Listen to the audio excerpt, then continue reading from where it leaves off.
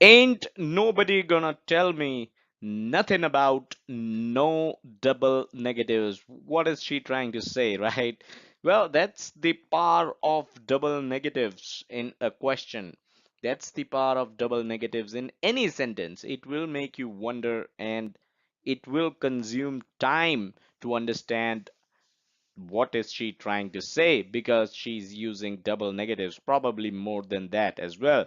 Hello and welcome to pmplounge.com. Today in this very quick video we are looking at something which is going to be very helpful from your PMP exam perspective, and that is understanding the double negative questions in PMP.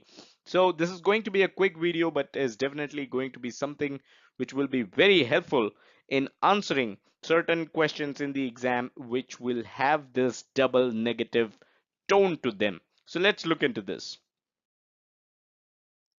PMP is tricky. Well, that's something we tend to say it again and again, right? PMP is not a difficult exam. The questions that you see in the PMP exam are going to be tricky questions. The way they are worded, it is going to be tricky. So it is not a difficult exam, but it's a tricky exam. And if you understand concepts like these, if you take a deep breath and read a double negative question and are able to answer it quickly, PMP is something which will definitely not be difficult for you.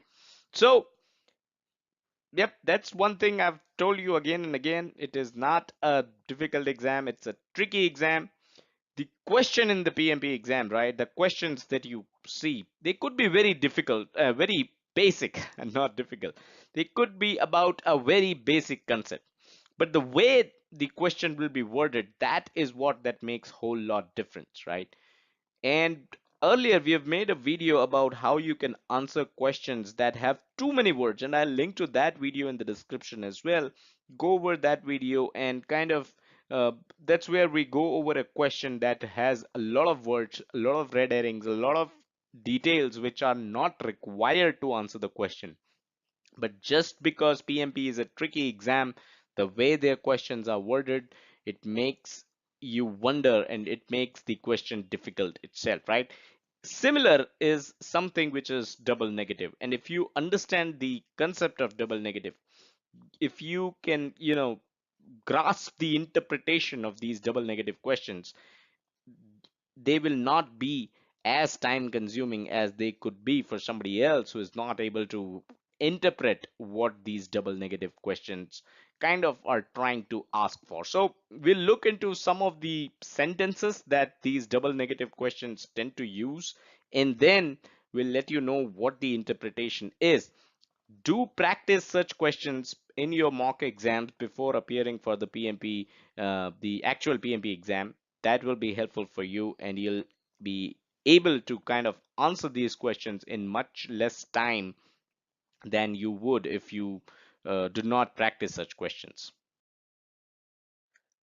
So the question may have something like this: none of the following is true except. So that could be the starting sentence of the question, right? And then there could be whatever material, right? Whatever stuff, whatever the content of the question be.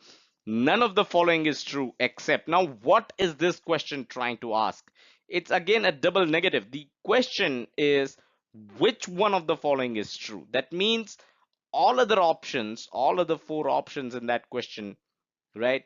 One of them is going to be true, while all three, the remaining three, are going to be false. So whenever you read none of the following is true except, you need to interpret it quickly and understand that the question here is which one of the following is true, because the rest three options are false.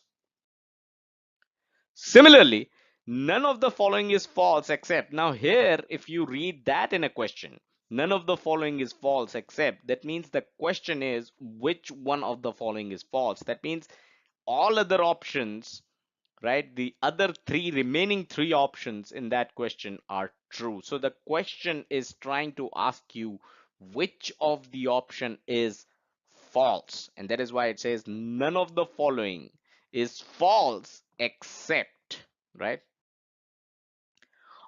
All of the following are true except This means that the question is which one of the following is false, because it says all of the following are true. That means all four options are true except one of these. So three are going to be true and one is going to be false. It means one option is false, the other three options are true. So if you see a double negative question that begins with something like this, all of the following are true except, that means the question is which one of the following is false.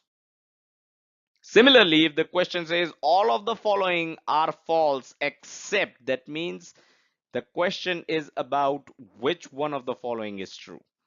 Means all other options are false. There's only one true option and you need to select that option.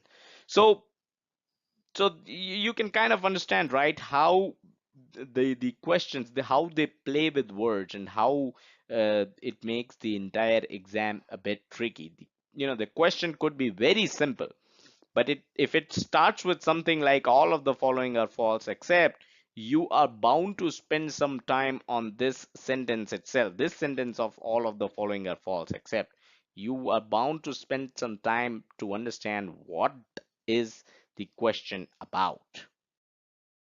So that is all that we had in this quick video. Hope you enjoyed it. Hope you kind of take home this concept and apply it in your PMP exam, so that you're not, you don't end up spending a lot of time in your exam with questions that are double negatives. Subscribe to this YouTube channel if you haven't done so already, and check us out on our social media, facebook.com/PMP Lounge and twitter.com/PMP Lounge. And as always, do check out the website pmplounge.com, your number one free resource for PMP certification and project management industry information. Thank you.